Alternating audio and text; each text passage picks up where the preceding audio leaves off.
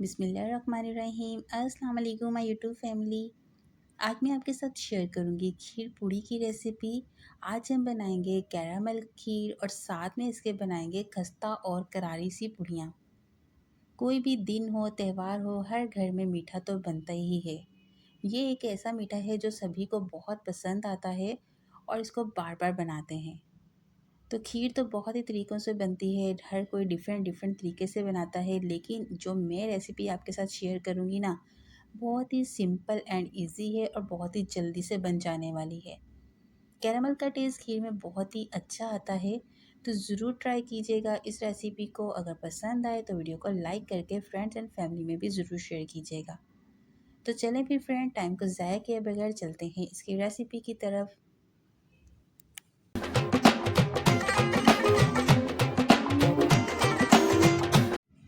बिस्मिल्लाहिर्रहमानिर्रहीम। खीर पूड़ी बनाने के लिए सबसे पहले तो हम यहाँ पर बनाते हैं खीर।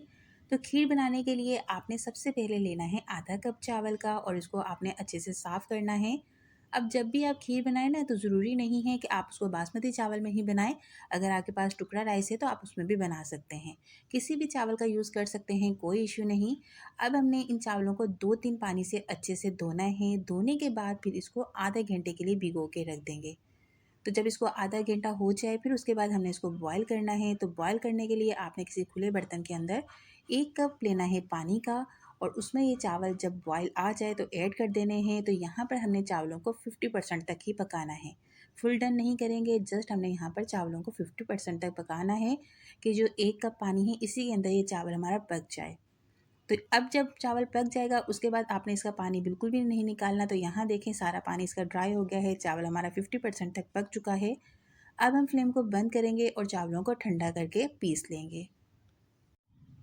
अब हम एक पॉट के अंदर लेंगे 1.5 किलो दूध और फ्लेम को यहाँ पर अब आपने मीडियम रखना है। जब दूध में बॉयल आ जाएगा फिर हम इसके अंदर शामिल करेंगे इलायची। तो मैं यहाँ पर 3 अदद सब्ज़ इलायची इसमें डालूँगी। अगर आपके पास हैं तो डालिएगा, वरना आप इसको स्किप भी कर सकते हैं।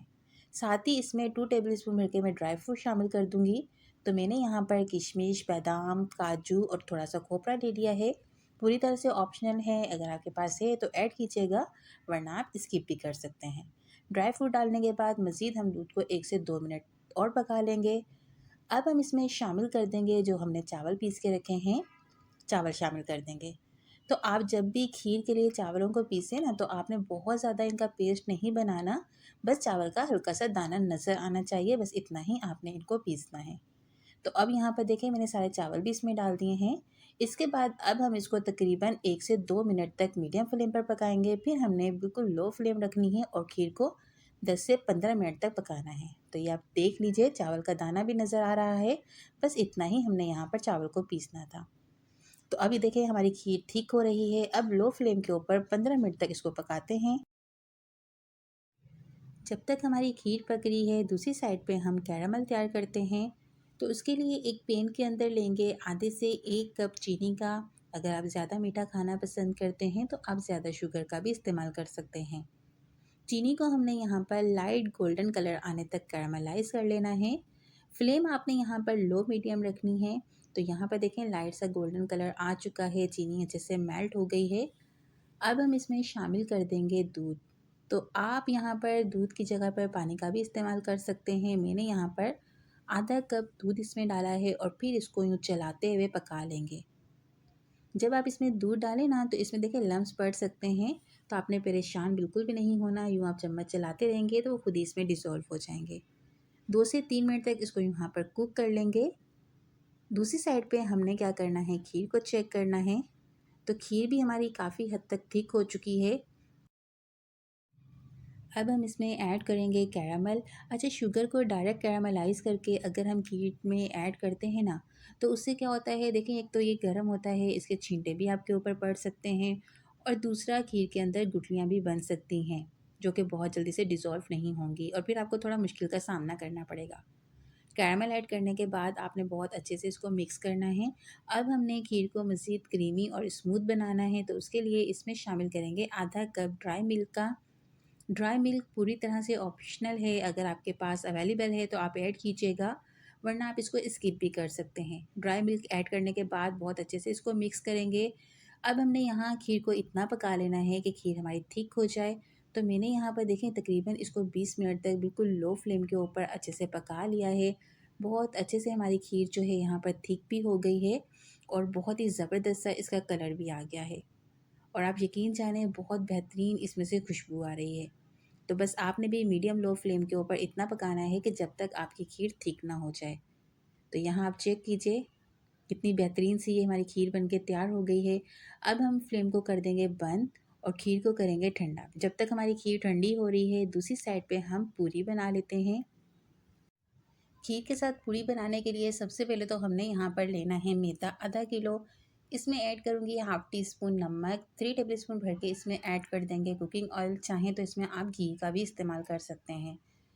ऑयल ऐड करने के बाद बहुत अच्छे से इसको आपने मिक्स करना है। मिक्स करने के बाद थोड़ा थोड़ा पानी शामिल करते जाना है और फिर इसको गूँध लेना है। जिस तरह से हम रोटी के लिए आटा गूँधते हैं ना, बस उसी तरह से गूँधना है। बहुत ज़्यादा इसको आपने हार्ड भी नहीं बनाना और बहुत ज़्यादा इसको सॉफ्ट भी नहीं रखना।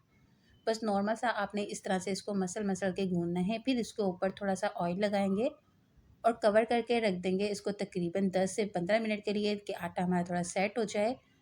15 मिनट के बाद इसको चेक करेंगे और एक बार दोबारा से इसको हमने जिस तरह से आटा गूँधते हैं इस तरह गूँध लेना है, ताकि आटा हमारा थोड़ा-सा स्मूथ हो जाए। तो ये देखें कितना स्मूथ सा हमारा आटा बन चुका है। अब आप देखें आपने भी बस इसी तरह से आटा जो है बना लेना है।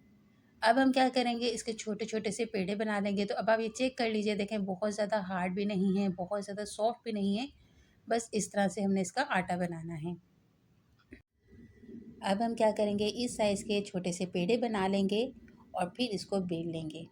तो थोड़ा-थोड़ा इसके ऊपर ड्राई आटा लगाएँगे और फिर इसको बेलेंगे। तो पूड़ी का साइज़ आप अपने हिसाब से छोटा या बड़ा रख सकते हैं। ये जो हम खीर के साथ पूड़ी खाते हैं ना, ये साइज़ में थोड़ी छोटी होती है और ये खस्ता और करारा बनती है। तो आपने अपने हिसाब से इसका साइज़ रखना है, छोटा या बड़ा जैसा आपको पसंद हो रख लीजिएगा। तो मैंने देखिए इस साइज़ की पूड़ी को बेल लिया है। अब हमने ना ऑयल को पहले ही गर्म होने के लिए रख दिया था। ऑयल गर्म हो गया, फिर इसके अंदर ये पूड़ी इस तरह से डाल देंगे और इसको यहाँ पर गोल्डन कलर आने तक दोनों साइड से अच्छे से फ्राई करेंगे। तो इस तरह से आपने इसके ऊपर ऑयल डालते रहना है और फिर इसको यूँ घुमाते रहना है। तो बहुत ही ये खस्ता और करारा सी पूड़ी बन के हमारी यहाँ पर तैयार हो जाएगी। फ्लेम आपने यहाँ पर रख लेनी है मीडियम। मीडियम लो फ्लेम के ऊपर इसको अच्छे से गोल्डन कलर आने तक फ्राई करना है।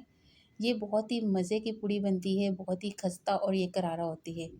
तो यहाँ देखें इस तरह से मैंने इसको फ्राई कर लिया है। अब हम इसको निकाल लेंगे और मैं आपको दूसरी साइड पर फाइनल लुक खीर का भी चेक कराती हूँ। और यहाँ पर हमने सारी पूड़ियाँ बना के तैयार कर लेनी है। तो ये देखें बेहतरीन सी हमारी एक पूड़ी बन चुकी है। इसी तरह से हमने बाकी जो पूड़ी है उसको भी फ्राई करना है।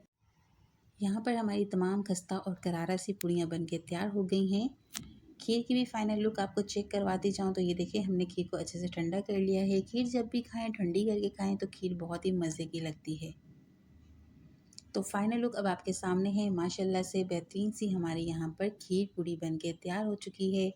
रेसिपी अगर पसंद आई है तो फिर वीडियो को लाइक करके मेरे चैनल को सब्सक्राइब करते जाइएगा और बेल आइकन के बटन को ज़रूर प्रेस करें, ताकि आपको मेरी हर आने वाली न्यू वीडियो की नोटिफिकेशन बहुत आसानी से मिल जाए।